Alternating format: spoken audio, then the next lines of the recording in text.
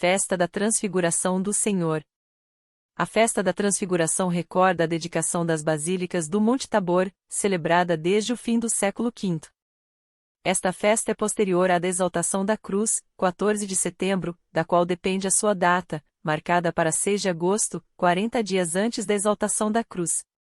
A festa começou a ser celebrada também no Ocidente, a partir do século IX, quando foi inserida no calendário romano pelo Papa Calixto III, em 1457, uma ocasião histórica pela feliz recordação da vitória contra os turcos, ocorrida no ano anterior, que ameaçavam seriamente o Ocidente.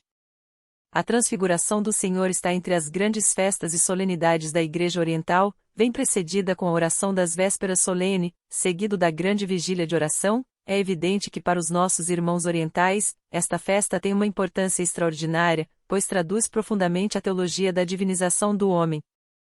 O episódio da Transfiguração chegou até nós por meio dos relatos dos evangelhos sinóticos, Mateus capítulo 17 de 1 a 9, Macabeus capítulo 9 de 2 a 10, Lucas capítulo 9 de 28 a 36, mas também por meio de uma alusão, contida na segunda carta de São Pedro Apóstolo, capítulo 1 de 16 a 18, proposta pela forma litúrgica como uma leitura do livro do profeta Daniel, capítulo 7 de 9 a 10 e de 13 a 14, se a festa for celebrada na semana.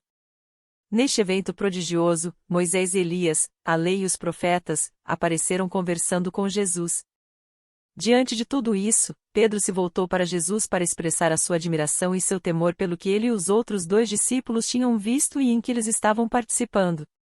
Rabino, que quer dizer, mestre, é bom estarmos aqui, vamos fazer 3 tendas, uma para ti, uma para Moisés e outra para Elias. Uma nuvem chegou, símbolo da presença divina como a que acompanha os judeus, Êxodo capítulo 16, versículo 16, que os envolveu com sua sombra, da qual veio uma voz, este é o meu filho amado, escutai-o, repetindo que Deus, o Pai, já havia revelado por ocasião do batismo de Jesus no Jordão, a primeira teofania da Trindade. Filho amado é um dos mais importantes títulos cristológicos, inspirados por Isaías capítulo 42 versículo 1, onde o termo amor significa o servo de Javé, enquanto convite, ouvir, lembra, Deuteronômio capítulo 18 versículo 25, onde Moisés anuncia a vinda do profeta do fim dos tempos ao qual o povo deve ouvir. Essa voz e a sombra da nuvem lançaram os discípulos em grande medo, de modo a prostrá-los ao chão. Mas quando os discípulos olharam em volta, não viram senão só Jesus. Esta presença é o único essencial, é a coisa mais importante a ser encontrada no final de uma grande experiência. Ao descerem da montanha, Jesus ordenou que não contassem a ninguém sobre a experiência teofânica vivida, exceto depois que o Filho do Homem ressuscitou dos mortos, o que eles não compreenderam. A Transfiguração é, portanto, uma teofania, uma manifestação tanto da vida divina de Cristo como da Trindade. Nesse sentido, o episódio da vida de Jesus é considerado como o batismo de Jesus no Jordão.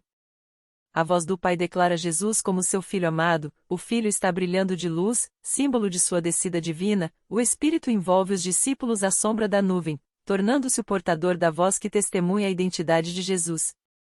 Jesus foi transfigurado aos olhos dos seus discípulos, e até mesmo os olhos dos discípulos foram transfigurados, no sentido de uma transformação de sua capacidade de ver, contemplar, para ser capaz de encontrar em Cristo a glória de Deus através do Espírito Santo.